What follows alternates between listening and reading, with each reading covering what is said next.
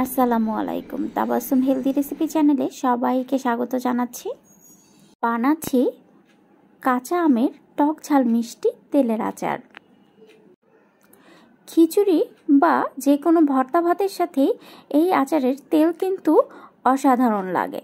তাহলে চলুন দেখে নেই কীভাবে এই সুস্বাদু মজাদার টক ঝাল মিষ্টি আমের আচারের রেসিপিটি।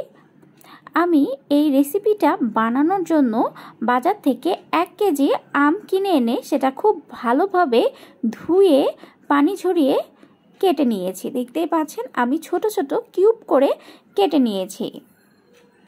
1 চা চামচ লবণ, 1 চা চামচ হলুদ দিয়ে নিচ্ছি। অন্যদিকে আমি আচার বানানোর জন্য সবগুলো মশলা একত্রে রেডি করে নিয়েছি। আমি প্রথমেই 1 কাপের মতো রসুন থেতো করে নিয়েছি, সাথে সরিষা ভিজে একটু বেটে নিয়েছি, 5 ফোড়ন ভেজে গুঁড়ো করে নিয়েছি, মৌরি ভেজে গুঁড়ো করে নিয়েছি এবং সাথে নিয়েছি শুকনো মরিচ।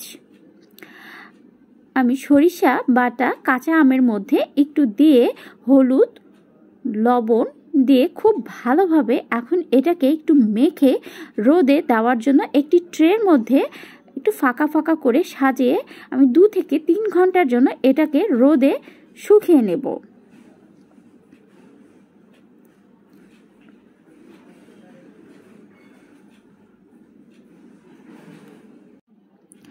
ফ্রাই প্যান বসিয়ে তাতে 3 কাপের মতো সরিষার তেল গরম করে নিয়েছি।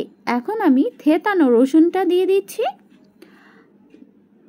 এই রসুনটা 2 থেকে 3 মিনিট একদম মিডিয়াম হিটে একটু ভেজে নেব তেলের সাথে।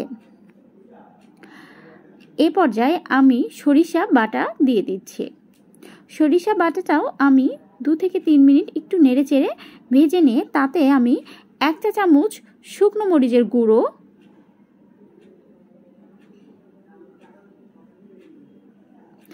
1 চা চামচ হলুদ গুঁড়ো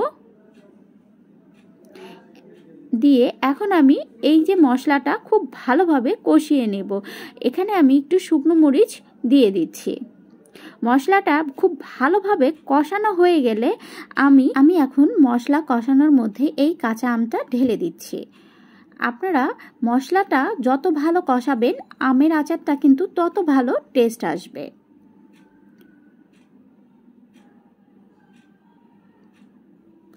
মশলা এবং আমের আচারটা আমি বেশ কিছুক্ষণ লো হিটে রেখে এটাকে একটু সিদ্ধ করে নিয়েছি। দেখতে পাচ্ছেন আমি 1 কাপের মতো চিনি দিয়ে নিলাম। আবারও বেশ কিছুক্ষণ নেড়ে চেড়ে এর মধ্যে আমি ভিনেগার অ্যাড করে দিচ্ছি। 5 ফোড়ন গুঁড়ো মৌরি গুঁড়ো আমি আচারের মধ্যে দেখতে পাচ্ছেন দিয়ে দিলাম। এখন আমি একদম লো হিটে এটাকে 10 থেকে 15 মিনিট চুলার উপরেই রেখে দেব। এতে করে আমটা খুব ভালোভাবে সিদ্ধ হয়ে একদম সফট হয়ে আসবে।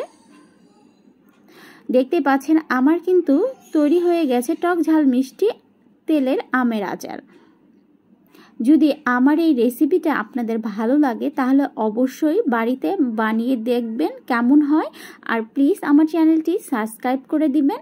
ধন্যবাদ। আল্লাহ হাফেজ।